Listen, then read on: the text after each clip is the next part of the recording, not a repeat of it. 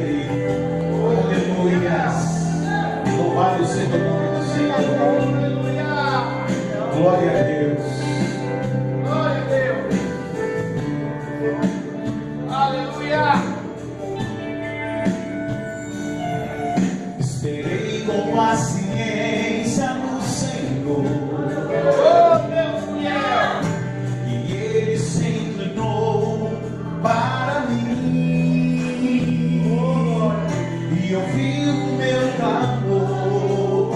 E tirou-me de um lago horrível. Sim, Ele pôs os meus pés em uma rocha. E pôs um novo cântico na minha boca. Um hino ao Senhor eu cantarei.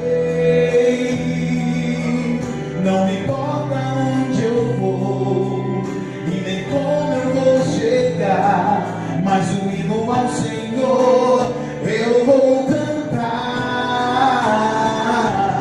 Um hino ao Senhor eu vou cantar. E não me importa onde nem como eu vou chegar. Eu quero adorar. Pois não me nada a se ver, cidade da vida.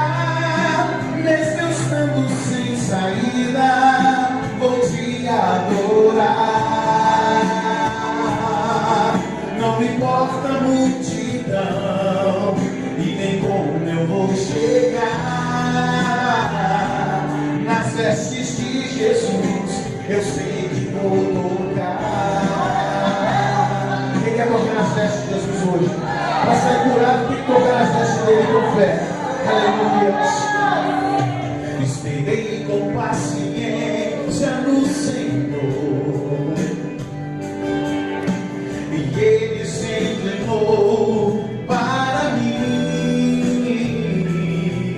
E ouviu o meu clamor. E tirou-me de um lago horrível. Sim, Ele pôs os meus pés em uma rocha. E pôs um novo cântico na minha boca. Um hino ao Senhor eu cantarei. E não importa onde eu vou e nem como eu vou chegar, mas o hino ao Senhor eu vou cantar. O hino ao Senhor eu vou cantar. E não importa onde nem como eu vou chegar, pois não me importa as diversidade da vida. Mesmo eu estando sem saída, vou te adorar.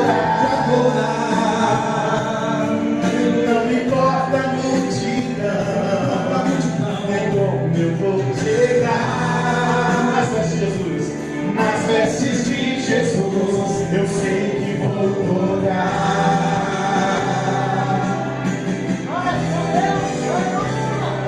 Vou tocar.